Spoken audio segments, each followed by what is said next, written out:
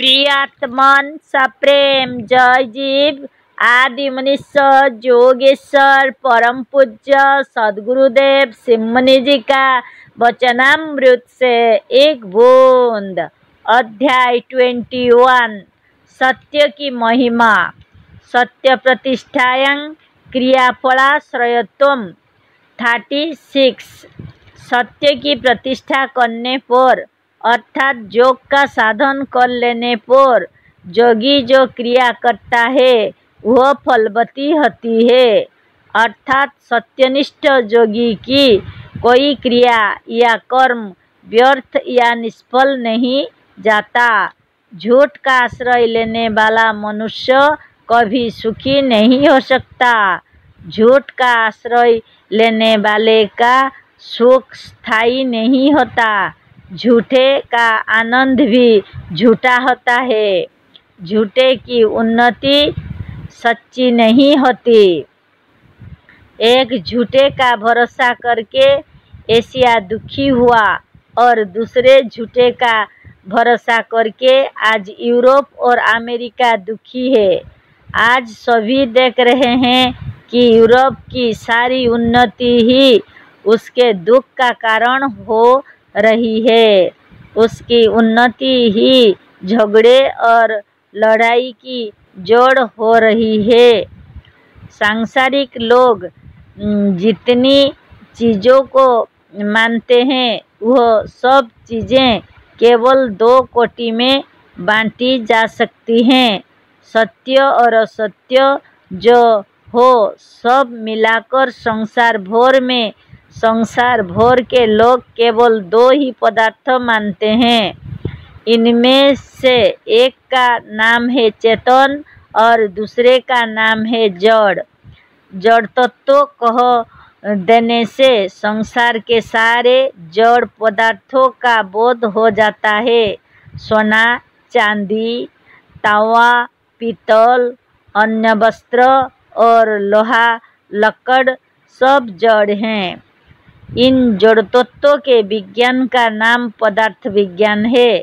इन्हीं जड़ तत्वों की उन्नति और इसी पदार्थ विज्ञान की उन्नति यूरोप और अमेरिका ने की है।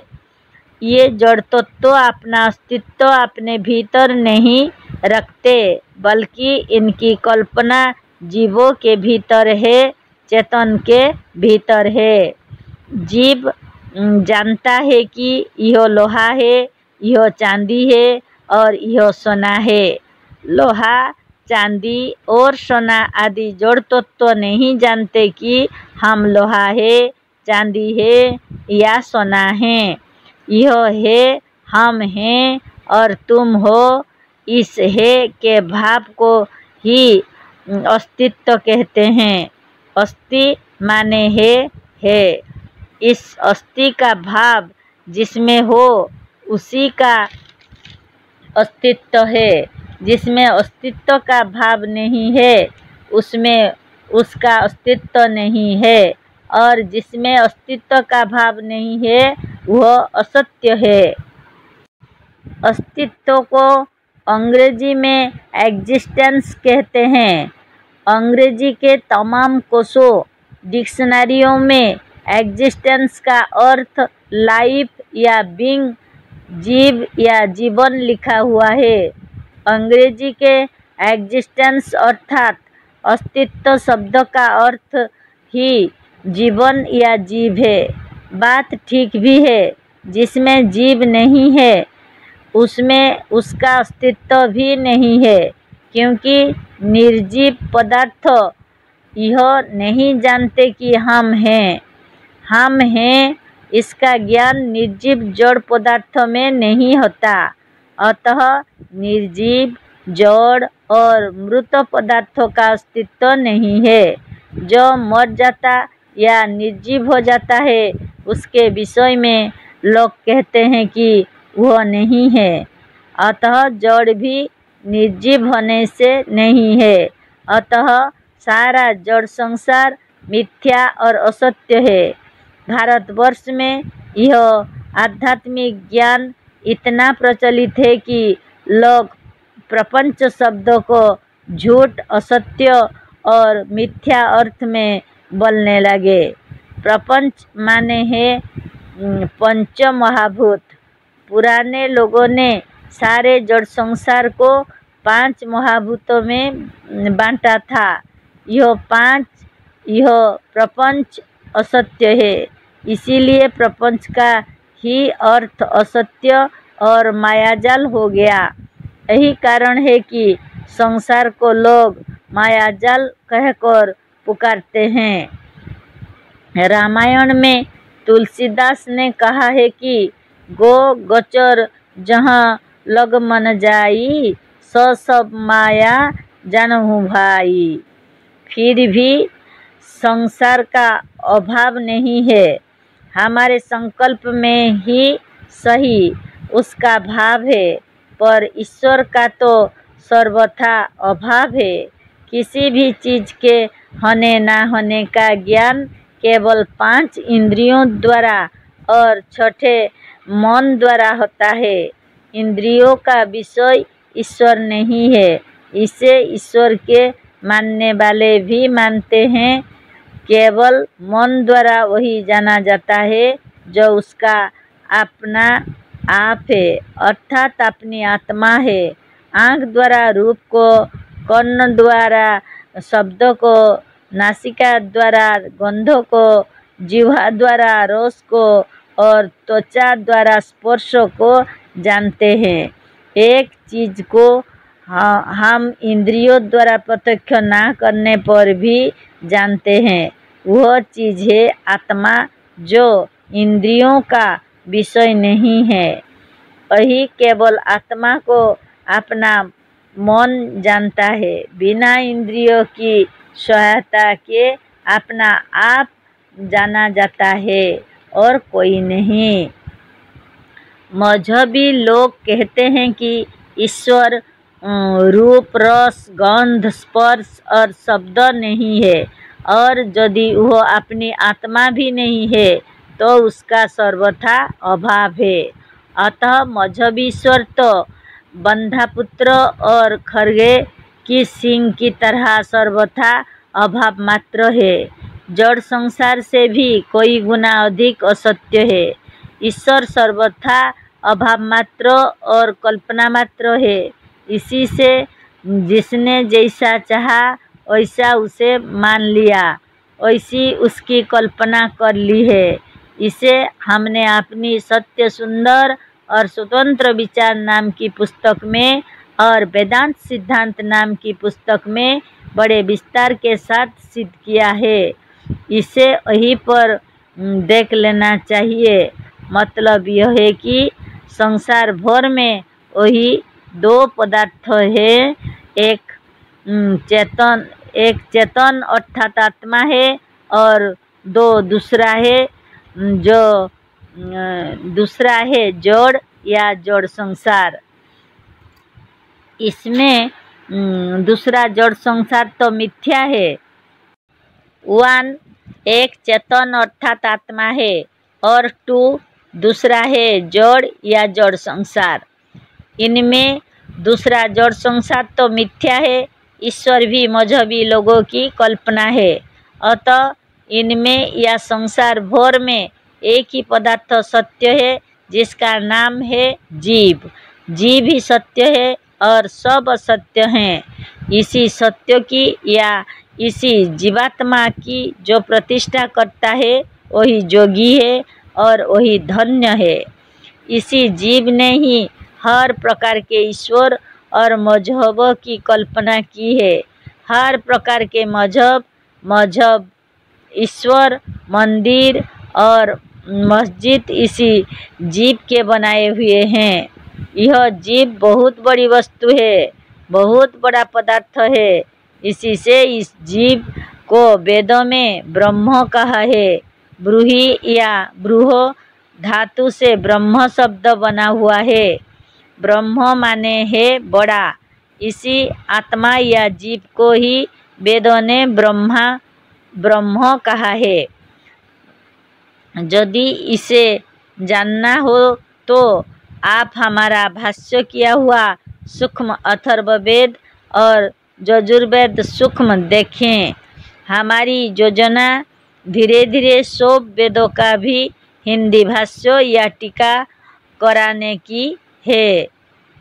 आपको यह सुनकर आश्चर्य होगा कि वेद में एक भी मंत्र ऐसा नहीं है जो ईश्वर के लिए आया हो। इस शरीर रूपी ब्रह्मांड का यही जीव ही रक्षक और स्वामी है, अतः इसी जीव का नाम ईश्वर भी है। इस जीव के स्वरूप का आप जितना ही चिंतन और मनन करेंगे, उतना ही उसके विचित्र और अद्भुत कार्यों को जानकर और इसके अद्भुत बल का अनुभव कर आप चकित होंगे।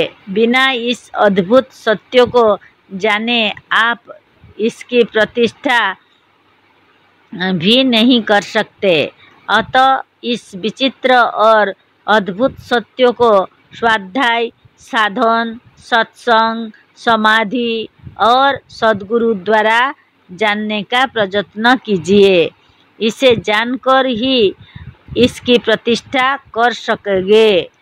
सूत्र कह रहा है कि इस सत्य की प्रतिष्ठा करने वाले के, इस सत्य को धारण करने वाले के सब मनोरथ सिद्ध होगी। वह जो करेगा निष्फल नहीं होगा, उसकी सब क्रियाएं फलवती होंगी। वह अपने जीवन भर में कभी असफल नहीं होता। इस परम सत्य को जानने वाली आत्मा इतनी ऊंची हो जाती है कि ऐसे जीव को जीवात्मा नहीं परमात्मा कहते हैं। जिसने इस परम सत्य को जान लिया वह धन्य और मुक्त हो गया। क्रियाओं के फलों का आश्रय यही सत्य है या जीव है। यह सत्य ही या यह आत्मा ही सारी सफलताओं की जड़ है। जो अपने को और तो क्या भगवान का भी गुलाम समझता है, वह इस सत्य नारायण की हत्या करता है। अतः ऐसा मनुष्य, ऐसी जाति और ऐसा देश कभी सुखी नहीं हो सकता। अब वही बात फिर कहते हैं जिसे हमने ऊपर कहा है। एशिया अनेक प्रकार के ईश्वरों, देवताओं और मजहबों का आविष्कार कर उनका गुलाम बनकर और उनका भरोसा करके दुख और अवनति के गड्ढे में गिर पड़ा। क्योंकि ईश्वर, मजहब, देवता और भूत प्रेत सर्वथा असत्य, झूठ और कल्पना मात्र हैं। झूठ के भरोसे कोई सुखी नहीं हो सकता। यूरोप, अमेरिका और रूस ने एक दूसरे असत्य का भरोसा किया। वह असत्य है जड़ विज्ञान, जड़ पदार्थ, जड़ तत्व या जड़ संसार। यूरोप के कष्टों का कारण यह है कि उसने झूठे जड़ संसार और जड़ विज्ञान रूपी झूठ को ना छोड़ सका। ईश्वर को छोड़कर जड़ का भरोसा किया। एक झूठ को छोड़कर दूसरे झूठ या असत्य का आश्रय लिया। इसी से रूस भी सुखी नहीं हो सका। जापान भी आध्यात्मिकता को छोड़कर यूरोप और अमेरिका की नकल कर रहा है। मनुष्य जाति या संसार उस समय सुखी होगा जब वह असत्य को छोड़कर सत्य की प्रतिष्ठा करेगा। यही इस सूत्र का मतलब है, दूसरा कुछ नहीं। आशीर्वाद। इस तरह से योगी इस योग के प्रताप से अपना मनोरथ सिद्ध करता है। इस सत्य की साधन से वह ऐसी अवस्था तक पहुंच जाता है कि हृदय से अपने जिस सच्चे शिष्य के लिए जो आशीर्वाद दे वह भी हो जाता है। योगी का सच्चा शिष्य भी सच्चा योगी, कर्मवीर और साधक होता है। आशीर्वाद पर विश्वास और श्रद्धा का होना भी आवश्यक है। मनुष्य आशीर्वाद पाकर दृढ़ भावना और यत्न करता है कि यत्न करे तो यह वस्तु अवश्य मिलेगी। जब झूठी वस्तुओं में भी विश्वास करने से अस्थायी लाभ हो जाता है, तो सत्य पर विश्वास करने से चिरस्थायी लाभ क्यों नहीं होगा। सत्य तत्व जिसे मिल जाएगा उसे क्या नहीं मिल सकता। सत्य को धारण करने वाला अपने संकल्प मात्र से सब कुछ प्राप्त कर सकता है। उसे किसी बात की कमी नहीं रहेगी, उसकी सारी आवश्यकताएं पूरी हो जाएगी। जब ऐसे योगी को किसी बात की कमी नहीं है, तो वह किसी का धन क्यों चुराएगा। सत्य के पालन से ही अस्तेय का पालन भी हो जाता है। जब बिना चोरी किए योगी को लोग सब कुछ देने को तैयार रहते हैं, और जब योगी की सब आवश्यकताएं उसके संकल्प मात्र से पूरी हो जाती हैं, तो वह दूसरे की चोरी क्यों करेगा। सच पूछिए तो योगी को अपने लिए किसी बात की आवश्यकता ही नहीं रहती। जैसे पेट भरू को भोजन की आवश्यकता नहीं रहती, उसी तरह से आत्मतृप्त, संपूर्ण और सच्चे योगी को किसी चीज की आवश्यकता नहीं रहती। जिसको कुछ नहीं चाहिए वो साहो का साहा, जगदीश्वर भीतर बसा, जोगी बेपरवाह। हमें भी किसी बात की आवश्यकता नहीं है। अपनी आवश्यकताओं की पूर्ति के लिए तो हमारे पास धन भी काफ़ी है। पुस्तक, पत्रिका, प्रचार, उपदेशक और समाज की आवश्यकता हमारे शिष्यों को है और संसार के दूसरे मनुष्यों को है, हमको नहीं। जिनको इनकी आवश्यकता है वे भी ऐसी अवस्था को पहुंच गए हैं कि इसके लिए काफ़ी धन लगा सकते हैं। यदि बिना दाम किसी को पुस्तकें दे दी जाए तो वह उसकी कदर और प्रतिष्ठा भी नहीं करेगा। जिस पुस्तक की अपने भीतर कदर नहीं, उस पुस्तक को कोई मन लगाकर नहीं पढ़ेगा। अतः बेदाम मिली हुई पुस्तकों के पृष्ठ केवल पुड़ियाँ बनाने और जलाने के काम में आते हैं।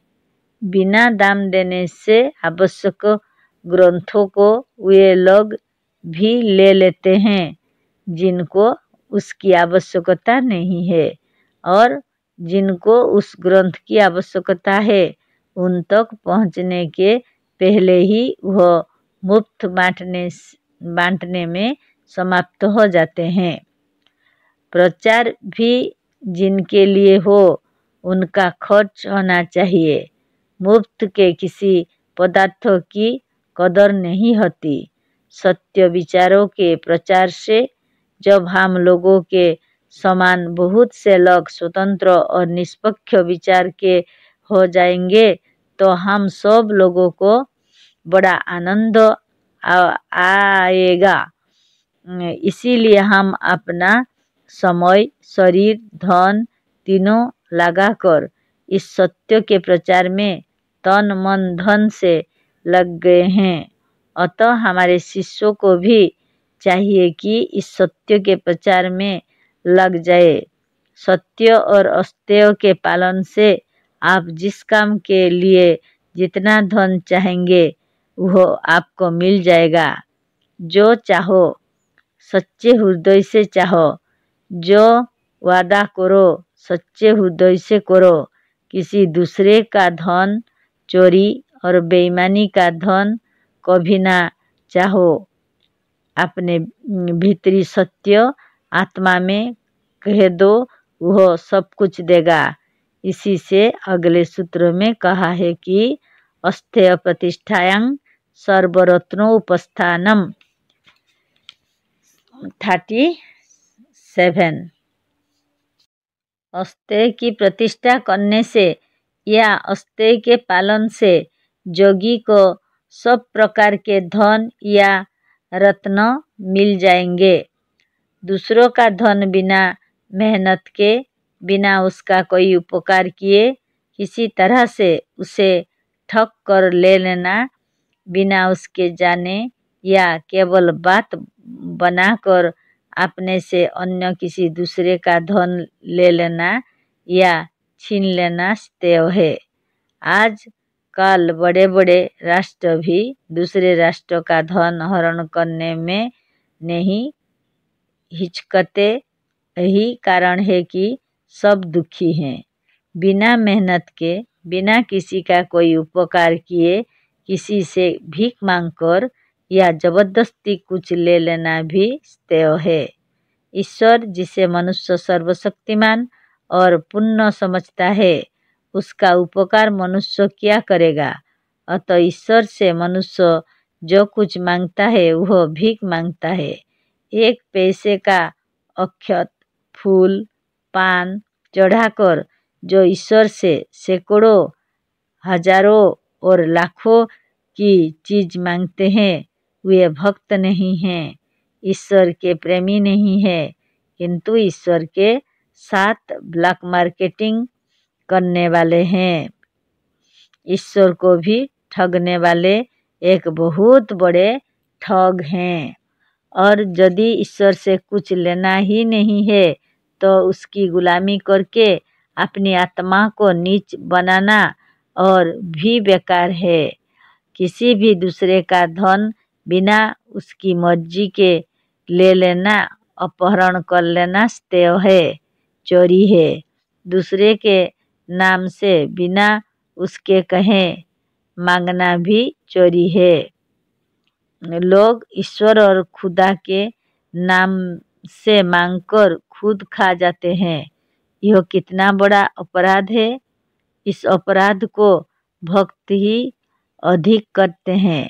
इन भक्तों को ईश्वर ने कब और कहाँ अधिकार दे रखा है कि उसके नाम से भीख मांगे और पूजा ले। अतः पंडे, पुजारी, पादरी और मुल्ला सब जो ईश्वर के नाम पर किसी से कुछ लेते या मांगते हैं, वे ठग और चोर है। पूरा अस्तेय का पालन करने वाला वही है जो सबका भरोसा छोड़कर केवल आत्मबल, आत्मशक्ति, आत्मज्ञान और अपनी कमाई का भरोसा करता है। ऐसे अस्तेय का पालन करने वाला ही कर्मवीर, स्वावलंबी होगा और ऐसे ही जोगी धन धान्य, सोना चांदी और रत्नों से पूर्ण होंगे। इसीलिए इस योग दर्शन शास्त्र में बहुत सत्य कहा है कि अस्तेय प्रतिष्ठायां सर्वरत्नो उपस्थानम। इस आत्मा को ब्रह्म कहा गया है। अयं आत्मा ब्रह्म, अर्थात यही आत्मा ब्रह्म है। अतः इस आत्मा रूपी ब्रह्म में जो विचरण करता है, जो अपने को ब्रह्म बलवान और शक्तिमान समझता है और जो इस ब्रह्म ज्ञान का मनन करता है, वही ब्रह्मचारी है। और आत्मा रूपी ब्रह्म का मनन ही ब्रह्मचर्य है। ब्रह्मचर्य की प्रतिष्ठा से क्या होता है उसे सुनिए। ब्रह्मचर्य प्रतिष्ठायां बीर्जलाभ 38। ब्रह्मचर्य की प्रतिष्ठा से, इस ब्रह्म ज्ञान को धारण करने से मनुष्य बलवान हो जाता है। जादृशी भावना जस्य सिद्धिर्भवति तादृशी। जिसकी जैसा भावना होती है वही हो जाता है। ब्रह्म नाम महान और सर्वशक्तिमान का है। अतः जो अपने को ब्रह्म मानता और झूठे ईश्वर का भरोसा छोड़ देता है और इसी ब्रह्म ज्ञान का मनन करता है, वह बीर्जवान और बलवान हो जाता है। जय जीव।